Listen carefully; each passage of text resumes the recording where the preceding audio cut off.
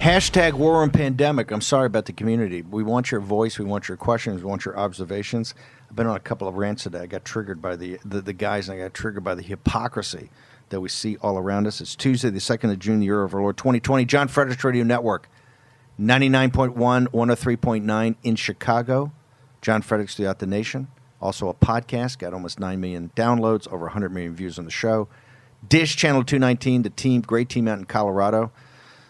Just don't pay attention to my yelling and screaming between segments. At americasvoice.news, and of course, Newsmax TV, now in 70 million homes, and throughout the world, and G Media. Now, almost instantaneously, they have a translator almost instantaneously because the demand for the show in China is so big. The demand for the show in China, and that's just the CCP and the Chinese intelligence. We don't not including the audience if they're going through and blowing through. We want to thank Chinese intelligence for watching, and Global Times and the People's Daily and all that, making us public enemy number one in China. We're very proud of that. We're supporters of the freedom of the Chinese people. Let them breathe free. The air of freedom. The air of freedom. And sometimes it gets a little messy. We're in some turbulent times now. But just remember what Trump says, nothing is inevitable. Human action and human agency can change it all. Yes, sir, Raheem Kassam. I have heard so much of Steve Bannon screaming over the course of 8 or 9 years that it's white noise to me. In fact, I can't sleep without playing it in the background now. Made you the man that you're not today. That's your fault, is it? Right, we've got big breaking news coming out right now, and the old saying appears to be true: the lie makes it around the world before the truth gets its boots on. Neil Augenstein from WTOP here in Washington D.C., one of their reporters, has popped this morning a tweet thread which renders, if true, the entirety of the media's coverage from 4 p.m. yesterday right through to this very moment null, void, and lie. Neil Augenstein is saying that U.S. Park Police have explained in detail what happened with Lafayette Park yesterday, and that critically, the police are saying they did not use tear gas to get rid of from the park peaceful protesters before the president's walk to St. John's Church. Now, that lie has been reported all over Twitter. It has been reported on every national news station. It was on the Chiron immediately, tear gassing innocent protesters. It is on every single international news station. It is in all the news roundups. It is in all the newspapers. Our bishop, our Anglican bishop, was crying tears. Because of the tear gas. And it was also critically just in Joe Biden's speech that he made this morning. Now, the park police are saying that they did not coordinate with the White House on clearing the park. The park police did not know President Trump would be walking across the park several minutes later, and that they used smoke canisters, not tear gas, after officers were pelted with water bottles in the park. And Neil Augenstein at WTOP has sources who have told him this, who are in that square yesterday night, and who have clarified this. And the critical thing that gives the game away on all of this is, would the police have fired tear gas if the president was about to walk into that space? It makes no sense on the face of it. Well, remember, they claim that they did not know the president was coming, so it can't be both ways. But that's the thing. It's the media is telling us that yes, there was coordination and there was tear gas. Well, that doesn't make any sense. That's correct. Right. That doesn't make any sense.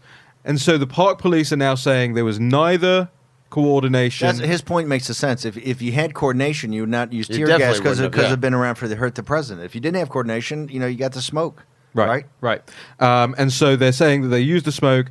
And let's see if we get some retractions, if we get some clarifications, because this thread now has been up for 2 hours, and I've not seen a damn thing on CNN about it. I want to go back. We'll do it this afternoon. We got some time in the war room. But I want to go back to remember CNN and MSNBC have got on the ground Garrett Hake, the young man that got shot by the rubber bullet the other day, got ricocheted a rubber bullet.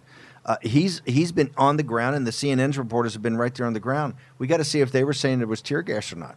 right? I actually I didn't watch enough of it to know or not, but I don't think they did. But we ought to see that, right? And that should have been a tell also to the producers saying, hey, if our guys are not dying from the tear gas, because tear gas will grab you. It's put out there for a reason. Well, we're going to know soon. Apparently, Augustine said that the Park Service is going to put out a statement, I guess, later this afternoon, declaring exactly what happened. I love it when the administrative state turns on CNN and MSNBC. Ooh, and hey, your administrative state, you're loving them during impeachment, and you're loving them during the pandemic. This is time to get your Fauci down. Give a big hug when the Park Service comes out and says no tear gas. How's that when it folds back in on you? Not so good, is it? I'm sure it'll be a little teeny footnote. Right. No, all of a sudden it was tear gas on innocent protesters. Listen, no police officer. This whole thing, I'm not even for yelling. And the ethno-nationalist nutcases on the right, I've said this before, guys show up with clubs and that kind of stuff. They show up with that. I don't think that's a protest. That stuff should be shut down immediately. You would cut a lot of this stuff out. But the police officers, the thin blue line, they shouldn't be subject to the spitting on and to the yelling and everything like that. That's when, to me, that's crossing the line of peaceful. That's not peaceful. Peaceful, you can protest and make your point, carry your sign, and you should. And you should ramp it up, right? And you should ramp it. And that's why I think the Presidential Commission he should appoint today. They should be in the Oval Office working. Ought to get to the bottom of it. Let's have the studies and the analysis and debate it and have all that, whether it's systemic racism, whether it's bad apples, whether it's bad training, whatever it is, right? And get to the bottom of it so you never have to have a repeat of this. And you can weed, if it's bad apples, you weed them out. If it's bad training, you change it. If it's systemic racism, you get to the bottom of it.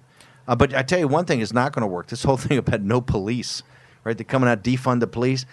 Just look around, ladies and gentlemen. Okay, MSNBC and CNN ought to put more of that on because that's crazy talk. Okay, that's crazy talk. Right, you just look around and people are afraid. It's just not going to happen, and it's minority communities, right?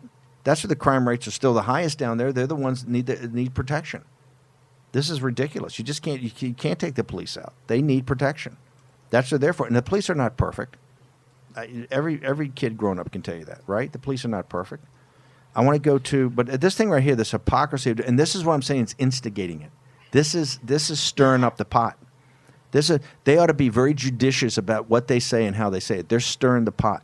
CNN's live chyron is still peaceful protesters tear-gassed for Trump church photo op, despite Park Police saying that never happened. Mark the time. The time is they've had they can get you breaking news. How about breaking news? That's a lie. According to the Park Police, just don't take this is not the war room pandemic crazies. Park Police, the administrative state. I love the Park Police. I'm a big believer in the historical parks and everything like that. But they're good folks. Can we get Jack Dorsey on the phone and get a fact check on all of these tweets that went out with all the fake news on them about tear gassing? Now, will Twitter censor every single bit of fake news that came out last night? And by the way, Steve, you're right. They know what they're doing. They're stirring it up. Remember, at the beginning of this administration, there was the chant that went out, the shrieks, "He will not divide us." Well, they were right. He didn't. They did. Amen. Jack Dorsey, soy boy numero uno. Okay. You know, one of the things too, when you watch the media, okay, there are bad apples in the police, but do you ever notice how the media tries to paint the entirety of law enforcement as some sort of negative influence in our modern life? Big time. It's unbelievable. Okay, let's go. We're going to bring in Liz Yore. Liz was a prosecutor for many, many years. People know her as over at Breitbart. She's a columnist. She writes for other sites. She's amazing. She's done the best analysis on the Catholic Church in China and the secret deal. That's what we normally have her on for. She's also a prosecutor, understands. I want to go back to Antifa. And I want to get to Buck for a second because he was NYPD intelligence. Here's what concerned me about it was John Miller's, and he's such a revered figure. Yesterday, when Jack read the thing on the show about the tweet coming out, but they knew about the drop-off points and it was all staged. Is like, okay, well, you were the group that thwarted 14 attacks by Al Qaeda and ISIS and these guys at the time that they were dying to have another attack on New York City, and they thwarted 14. Read Ray Kelly's book; it's amazing. What a great police officer. So they knew about it. How can they not thwart this? So Liz, tell us about Antifa. What are we up against? Because the country is up against. They're anarchists. Remember, somebody said that. I think Tucker said it last night, which was the point, kind of lifted from the show early in the day, but that's okay. No, it was an homage. Is that the purpose of the revolution is the revolution? There is no set of things that Donald Trump has negotiated. He couldn't go into Lafayette Square Park with the Antifa guys and negotiate. There's no set of demands. They changed the goalposts. They're worse than Fauci, right? The purpose of the revolution is the revolution, right? It has no set. There's no economic deal you can make, no political deal you can make. They don't want a deal. They want to bring the entire structure down. Remember what the important thing that Jack Posobiec said. They were going to do the protest. They were planning on Hillary Clinton. They read the same polls. They listened to CNN. They thought Hillary Clinton was going to win. And let's remember from day one, these communist organizations, which Antifa is internationalist by virtue. They are an internationalist movement. So as they talk about this domestic terrorism, let's remember, these guys are causing these problems all over the world. We had information from Brazil about protests in Sao Paulo 2 days ago. They're causing trouble with the guys in there. Okay, let's go to Liz. Liz, what kind of tools do we have to thwart Antifa? Well, how do we actually combat this organization that's this anarchist organization? Hi, Steve. Well, I think it's important to first of all recognize it's the enemy. It wants to destroy the country, and we have lots of tools, both legally. What about our great cyber counterintelligence? You know, when Strzok and Page were chasing ghosts from Russia, they should have been collecting information on Antifa. And this was either a counterintelligence failure or else they decided to just ignore it. So what we need to do now, and I hope they're doing this at the White House and in the Justice Department, is there's got to be a war room set up not only in the White House but in the Justice Department and in every single federal U.S. Attorney's office, where they have a task force with state, local, and federal prosecutors and cops. Get on the street, watch what's happening, start collecting intelligence, start identifying the leaders of Antifa and the leaders of these riots, and they're not protests, they're riots at this point, and start building cases of crossing state lines to incite a riot. Not only property damage, but all sorts of incitement, insurrection statutes that are on the books. I mean, this has got to be viewed, Steve, like you did with the pandemic. You've got to view this as a war. I tell you what, Liz. Liz, we got to. Liz, can you still hear me? Tell me what would be in this war room. What would you have the Justice Department do? What would the task force do? How can you get to the bottom of this thing? Okay, how you get to the bottom of this is that you identify, the leaders, identify their tactics, identify their funding sources, identify where they're staging operations, where their headquarters, what were the patterns, and frankly, Steve, you've got to infiltrate these organizations. I'm afraid federal and state law enforcement doesn't have the will or the political backing to have infiltrated Antifa, Black Lives Matter, so that they can build a case, so they can get heads-up intelligence about what's coming. This is just the beginning, Steve. The silent majority can be silent no more. The problem with the state and local police departments, many of them are run by federal judges, liberal federal judges. Liz, and these police departments are under federal consent decree. Liz, we got to bounce. Thank you so much. We'll get your social media next.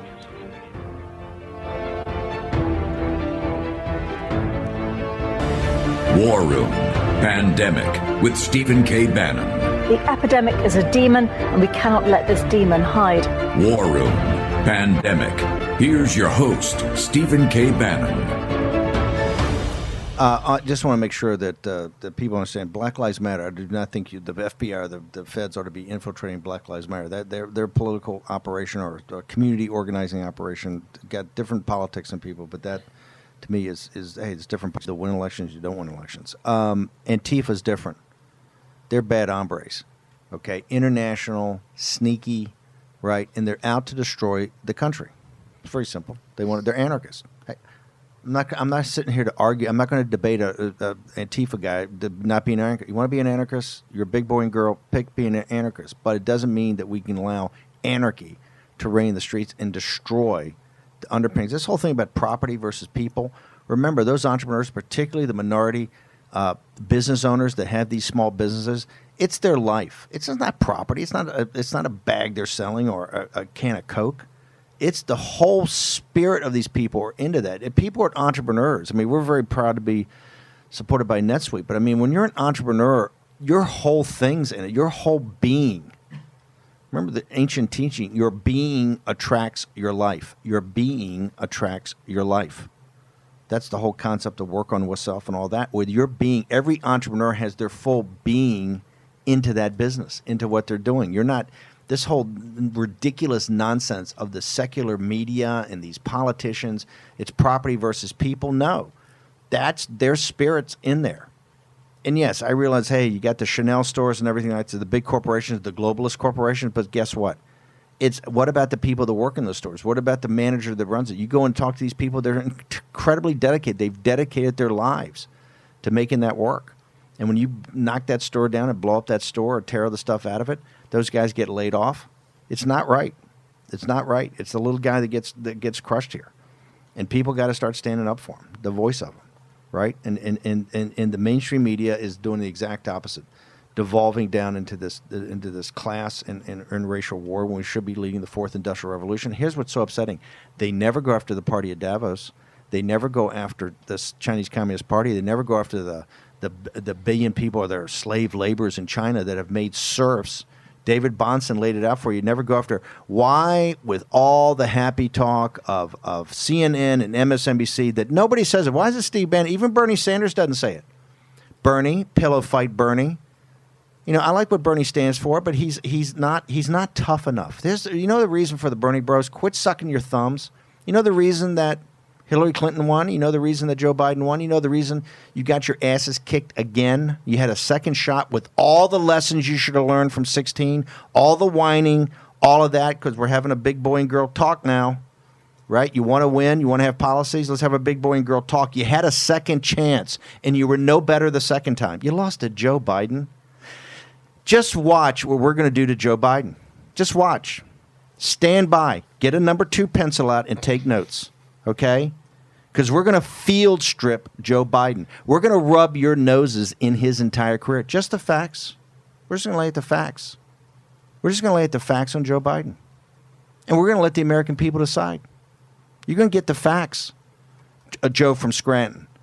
He's Joe from Wilmington, Delaware, which is the drop box. It's the post office box of the globalist corporations. That's what he represents for 30 years. Why do you think they put him in with Obama? Obama was a populist, anti-war populist. That's how he beat Hillary Clinton. Go back to Iowa, where it all started. He was an anti-war populist. And that's where they had to give him some support. Well, he doesn't know anything about the war. He's just been around here for a while. We got to put Joe Biden. Let's put Joe Biden. Because Joe Biden, who's dumb as a brick, he's got to prove to me he's got 3-digit IQ. Got to prove to me he's got 3-digit IQ. On his best days, I'm not talking about the sundowner. I'm not picking on him because of the beginning of the dementia, which is obviously started. Everybody knows that, right? Remember, the dementia, too, is like Hemingway said about bankruptcy. You know, it's slow at first and then all at once. This is what's going to happen. It's totally going to happen. We're giving you a heads up. You got to trade him out. Pick him. You pick who you got. Trade him out. He's not going to. First, he's not going to withstand. He's not going to stand up on a debate stage in the fall with Donald J. Trump, the 45th president of the United States. Yes, the gentleman that walked across the park yesterday and stood in front of the church with the Bible, the word of the living God. There, yes, that individual. That's what Joe Biden's going to stand up against. It's not going to work. But I got to tell you, before he gets there, we're going to prep the battlefield. We're going to prep the battlefield. I spent 10 years in the Hillary Clinton case. You saw how that worked out for her, right? Hey, guess what? It's coming even more on Joe Biden. On his record. Just his record. His record. His record is, I said this on Maria, a globalist cannot win in the United States of America, cannot win a national election. When it's exposed, when the American people actually sit there and go, I got it, I understand it, I understand now. I didn't understand before because the New York Times didn't tell me, the Washington Post didn't tell me, and CNN didn't tell me, and MSNBC didn't tell me, and CNBC didn't tell me, and the Wall Street Journal didn't tell me. They didn't tell me. Or they didn't show me. Let me say better. They didn't show me. I got to learn myself. It's show, not tell. It's show. That's all we do is show. We're just going to go through systematically and walk through Joe Biden's actual record. His actual record. Not the happy talk, the veneer, I'm for the middle class, I'm Trump gun, I'm for the AFL-CIO and all that. Not that. Not that. We're going to go and see what he really stood for, what it really meant. And you're going to see about China. That's where it all comes up. That's where I said, remember, I'm the guy from day one. I was the chairman of the company that did the book, Secret Empires, when it first started. The whole concept of it was Peter Schweitzer's, but we talked about these ideas about the permanent political class. We picked Joe Biden. Joe Biden was picked because it was never thought of he'd have another career. We never thought the Democratic Party would be so beyond comprehension that he could still have a political career, the Bernie Bros. So all the populists on the left, stop your whining. You get what you get in life. You got Joe Biden. He's your party's representative. You're voting for him. And we want to make sure by the time you walk into a voting booth in November, or you mail in your ballot, however it turns out, you're going to throw up in your mouth. You're going to throw up in your mouth when you do that. I guarantee you that a lot of you are going to decide not to do it, not to pull the trigger. You may not be prepared to vote for Trump yet or what Trump stands for yet, but you're not going to vote for Joe Biden. You can't. If you vote for Joe Biden, you're a total and complete hypocrite.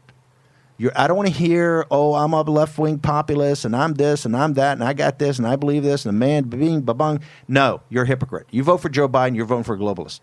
You're voting for the party of Davos. End of drill. End of conversation. And here's the thing. At least with Hillary Clinton, you got a smart one and a tough one.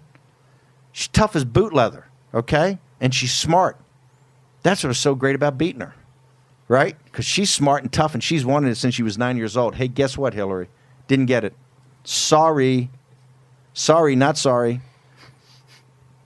Joe Biden, you didn't even get a tough one. You didn't even get a smart one. And you got a weird one, sniffing heads and stuff. But we're not even going to get into that. We're not. But I am going to get into because this is the party of Davos. I am going to get into the sun. I'm a naval officer. Right? I come from a family of enlisting. I'm the first person in the history of my family to be an officer. My kid brother is the first person in the history of the family to be a Navy flyer, a pilot. My daughter is the first person in the history of the family to go to a service academy. Went to West Point, not Annapolis, much to the chagrin of many of the Bannons. But no. We're going to get into all that. You know why? Because that's part of being part of the party of Davos. That's part of being the elite. You get a special deal. Jack Maxey, when I start talking about this thing, Jack Maxey starts twitching. He can't even hold himself. He's the nicest guy in the world. His head blows up. And Maxey nails it. How did he get the discharge? He got what discharge did he get? He got an administrative discharge for showing up, coked up as a lieutenant. Gun decked in by his father. When the problem in the fleet is because the families, they're going in harm's way. So the families give them to the service, and they're going to go in harm's way and be at the tip of the spear. But we have an obligation to make sure they're safe as possible in that, and they have a safe enough environment. The key in a safe environment in the Navy with planes and ships and gear is no drugs. You can't be on drugs. You cannot be on drugs. It's too dangerous. People are going to die.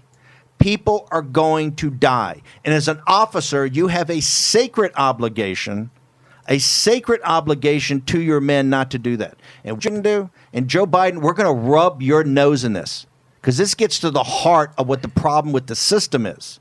That you're better and the Bidens are better than that. But guess what? You're not better, and your son, and let me repeat this, sir, is a drug addict scumbag.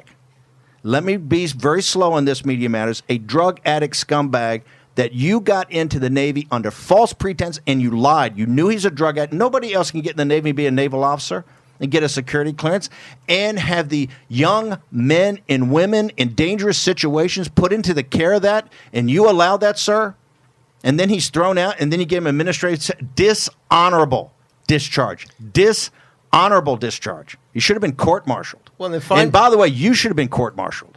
It's ridiculous what you did. You have no honor. You've gamed the system, and you're not going to play. You're going to play this Joe from Scranton thing? Dude, we're going to rub your nose in this. You are Joe from Wilmington, Delaware, the post office box for the global corporations. And why is it Delaware? And the folks in Delaware love it, love Rehoboth Beach, love the folks in Delaware, but it's a scam. You got a different legal system up there. We get the joke. You got all the power. Joe Biden is your front man. This is what it is. It's a joke. If the Democratic Party thinks a globalist is going to win in the fall of 2020, it's not going to happen. Okay, we're going to return in a second. I got to get off these rants. I don't know what you guys are doing. Somebody keep going. Somebody grab the mic. Okay, I got Ryan Girdusky. That's a guy who gave a rant. We're going to come back. We got a fire-breathing populist from New York. He's tired of it, too. We're going to get Girdusky and Raheem Kassam in this. Be back and say, hashtag war and pandemic. Let me know what you think. I promise I'm going to back off the mic. Other people are going to get a chance to talk. We return in just a second.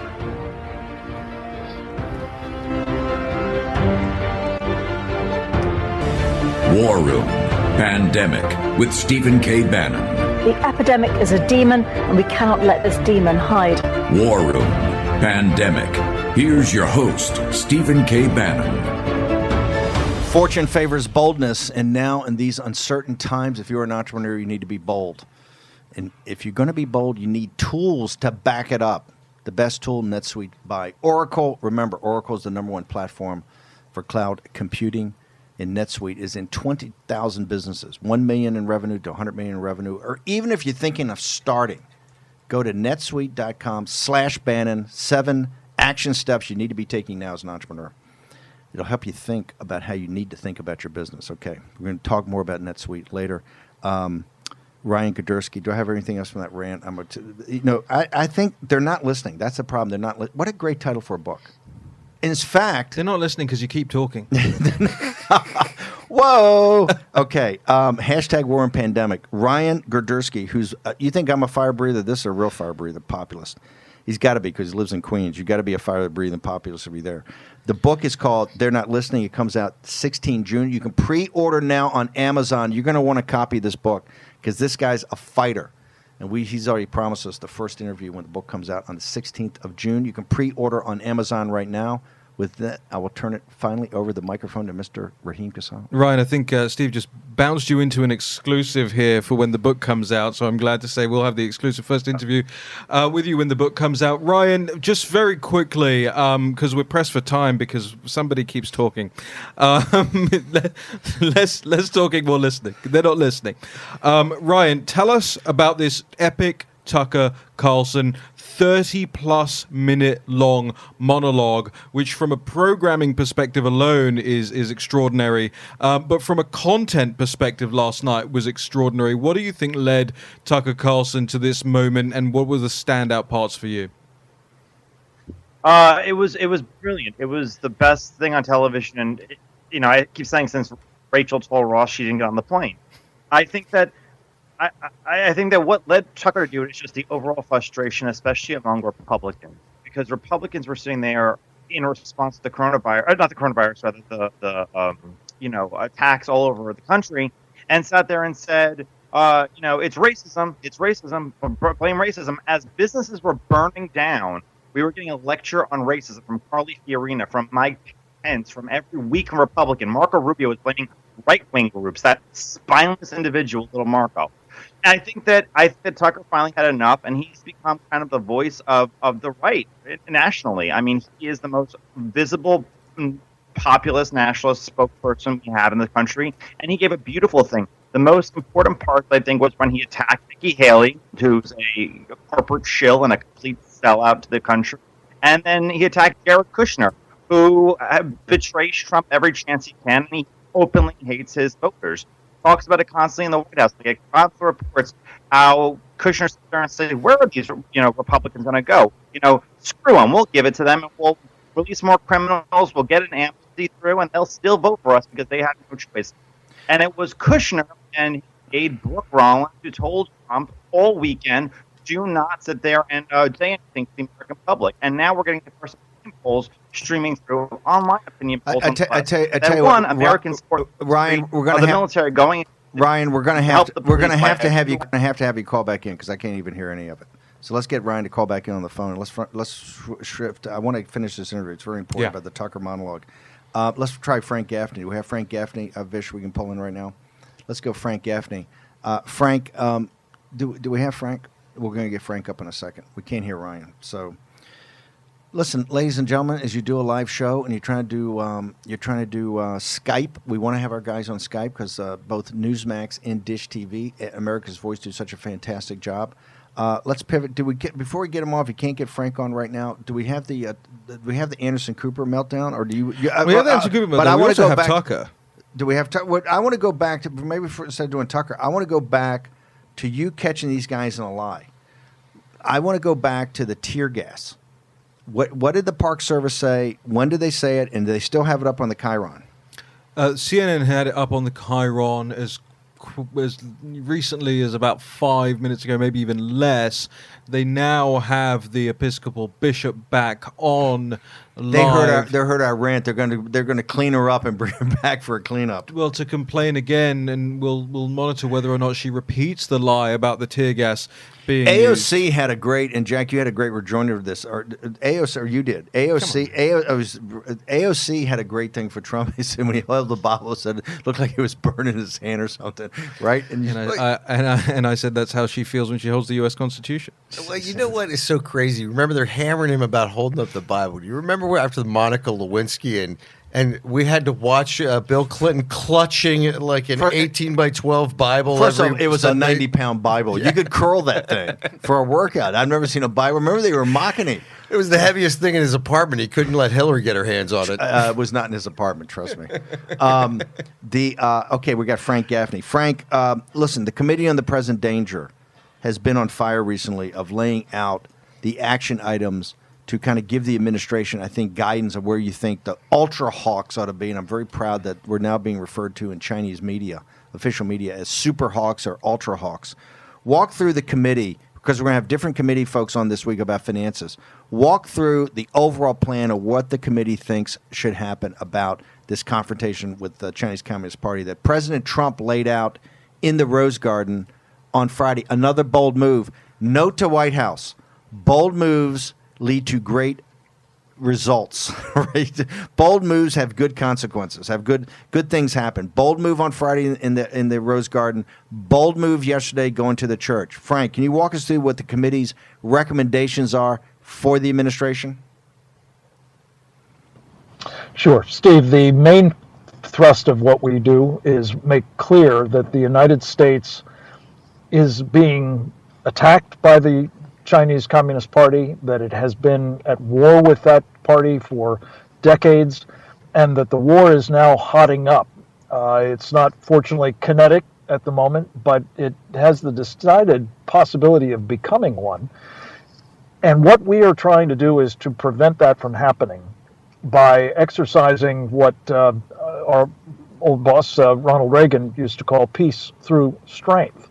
And when you talk about boldness, I think what the president is doing is exhibiting strength. And we have specifically laid out for him 12 recommendations as to how he could demonstrate real strength vis-a-vis the Chinese Communist Party at this moment in time, as they are, as he put it, absolutely smothering freedom in Hong Kong.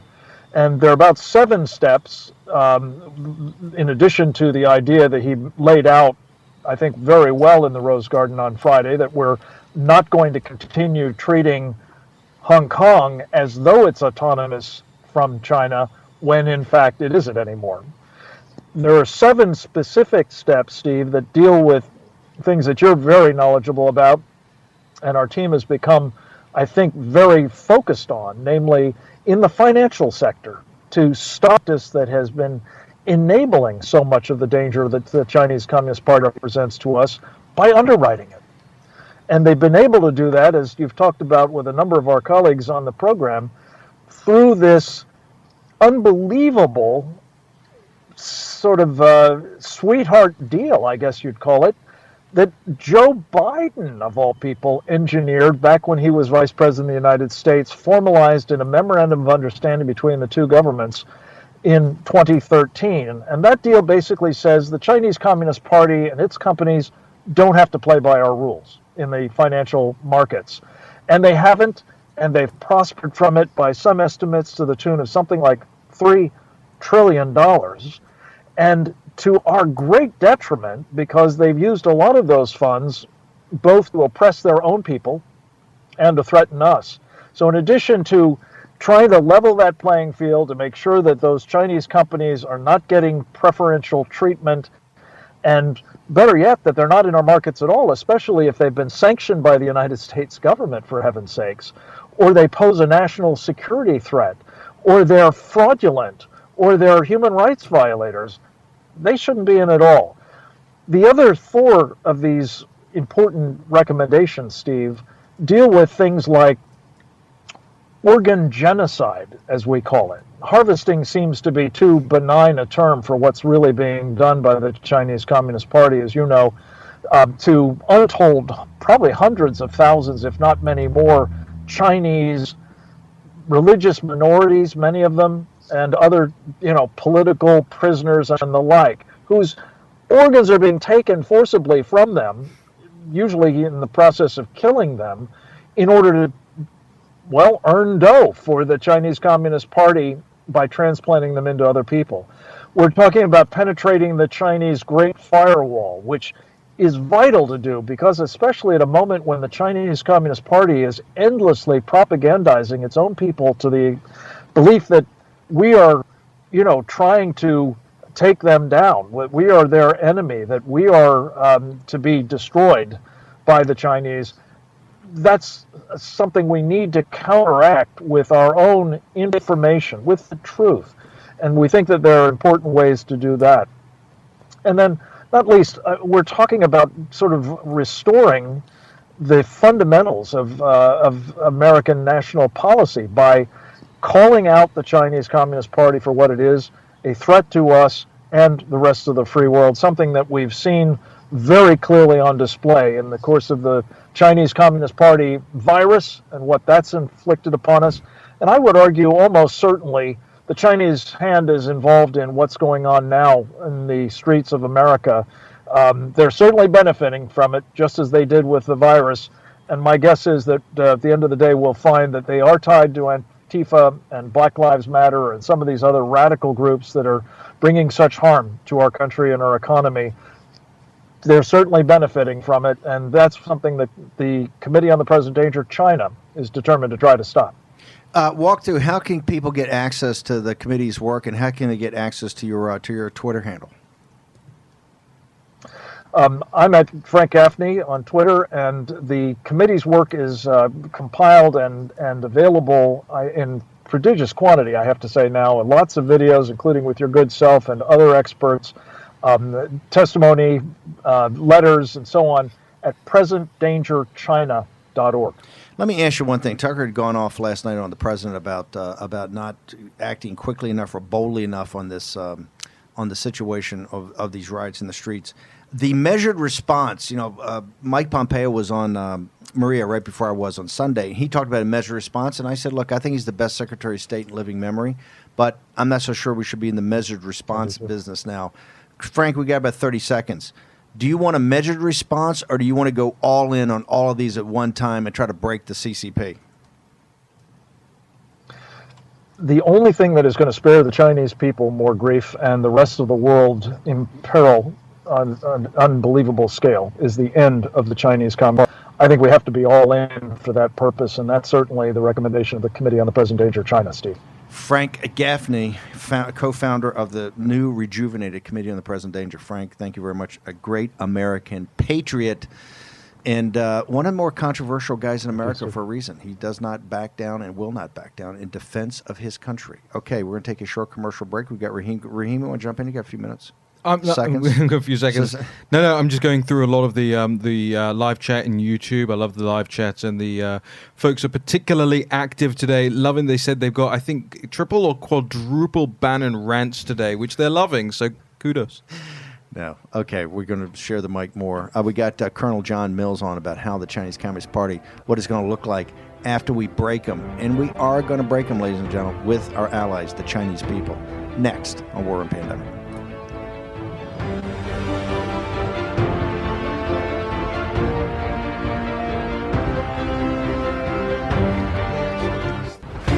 Room Pandemic with Stephen K. Bannon. The epidemic is a demon, and we cannot let this demon hide. War Room Pandemic. Here's your host, Stephen K. Bannon. Remember, when you're an entrepreneur, your entire focus of your life is making that work, besides your family and your well-being, but to make your business work. Fortune favors boldness. And if you want a tool to be bold, that is NetSuite by Oracle. Remember, Oracle is the #1 platform of cloud computing in the world. NetSuite has over 20,000 businesses using it, and you should be one. Go to netsuite.com/Bannon to get the 7 action steps you should be taking today in these turbulent times, as you hear every day on the show, right? Remember, the key to being a successful entrepreneur is knowing how to mitigate the risk of what you're doing. And with a tool like NetSuite by Oracle, you not only know how to maximize your value, but how to mitigate your risk. Okay, now I want to turn. We got a great breaking report from Christianity Today. Christianity Today had a great article today talking about the impact that George Floyd had on his neighborhood in the 3rd Ward in Houston. And as it turns out, his pastor says that he was a really concerned Christian and always kind of preaching in the streets. And he had a constant refrain that he would say to the young men that he would come across in the streets. He said, "God trumps street culture." And that's a message for America right now, direct from George Floyd. Wow. God trumps street culture. Very powerful. Hopefully we'll find out more and learn about Mr. Floyd. I think he's going to be buried. Is the funeral service next week in Houston? I think I heard. I believe so. Next week. Is it this week or next week? I think it's just got announced. I think it's next week. Okay, we'll have more coverage of that. Okay, now I want to turn to, we talk about the CCP all the time and taking down the CCP. We now have Colonel John Mills, retired, one of the great thinkers and strategists out there, wrote an incredible article about how to get to a post-CCP world. This is what's key to break the enslavement of Lao Beijing, old 100 names in China, the deplorables of China, to free them, and by doing so, free the world. Colonel John Mills, how you doing, sir? Thanks for coming to War and Pandemic. Talk to us about the piece. Hey, thank you, Steve. It's an honor to be here with you, as always, here. So I wanted to articulate, let's visualize, how do we get to the next steps?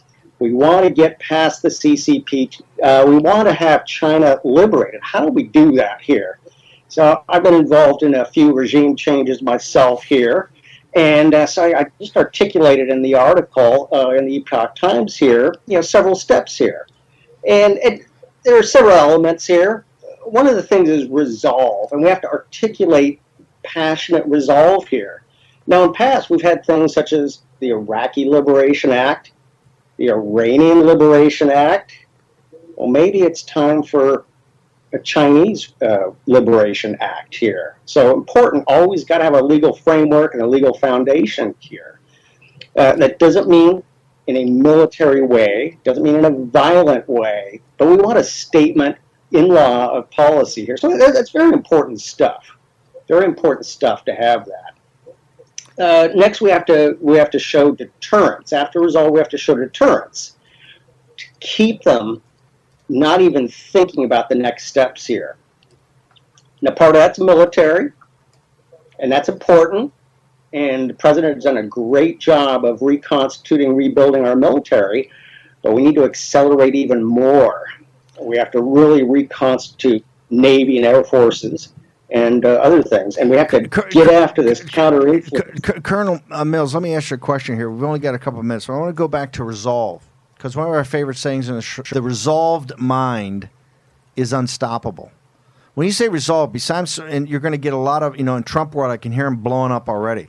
When he's talk about regime change, right? You've hit the magic word. Probably more loaded a term than infiltrating Black Lives Matter, which we do not support. That was one of our guests. Okay, we do not support that. When you talk about resolve, besides some sort of resolution in the Senate, China, talk about when you say resolved. What type of resolve do the American people have to have in understanding that the CCP is actually their enemy? Just clarify, I never said regime change of China, but a statement of resolve. With the American people, I think, one, it's an education process here. They have to understand we are in a struggle of wills right now with the CCP. This is a struggle. What we're seeing on the streets right now, this is not accidental. The murder of George Floyd is being taken care of here, and those guilty are will be punished. It's all about right now. This is an exploitation. This is an influence operation. So the American people have to understand what is going on, and they have to harden and steel themselves. What's going on the street right now? This is far more than the original incident here. This is an exploitation by the CCP. Colonel Mills, hang on. We got about 2 minutes left, about a minute and a half. Let me just ask you, given the failures in Iraq, and it's a failure, given the failure in Afghanistan, and it's a failure, you know, we've called upon the American people. We've not just called upon their treasury, called upon their blood. Well, we have almost 10,000 casualties in the wars in the Middle East, or 10,000 dead, almost 10,000 dead, I think it is. Another 40,000 casualties. When you say resolve, we got about a minute. Given the track record we've had of our political elites in organizing this and having resolve, you're talking to the deplorables audience out here whose sons and daughters died on those battlefields, or sons and daughters came back with PTSD. How do you talk to them about how do we reconstitute this so that they have confidence there's a political elite or there's a political class in this country that can actually take this forward? Because just like the way the Soviets collapsed, the center of gravity is the Chinese people. This is not about us going to war with them. This is about us allowing the Chinese people to address this situation in their own country, just like in East Germany, just like the Soviets. That's the model. Let the people, they are the center of gravity here, and that's what's important. So we just need to show resolve and will. Let the Chinese people take care of this in their country, not us. Colonel Mills, do you have a Twitter handle, or how do people get access to you? Because we got to bounce. At Colonel Retired John. At Colonel Retired John. I love that Twitter handle. Maybe the best one I've heard. Colonel Mills, thank you very much. We're going to link to the story. Very important op-ed piece, analysis in Epoch Times, one of the best papers in the world. Run by the guys over at the Falun Gong. It's fantastic. Okay, tomorrow morning at 10 a.m., our brother Jason Miller is still recovering. I will be on assignment for the rest of the week, coming in from a remote location that'll be quite entertaining. We're going to have a big activities on Tiananmen Square anniversary on the 4th that I'll be on. I'll be on a remote, but I'll be in, and I'll turn the chair over to Mr. Raheem Kassam. By popular demand, Jack Maxey, Raheem Kassam, we running things, okay? We're going to see the inmates run the asylum for the rest of the week on War Room Pandemic.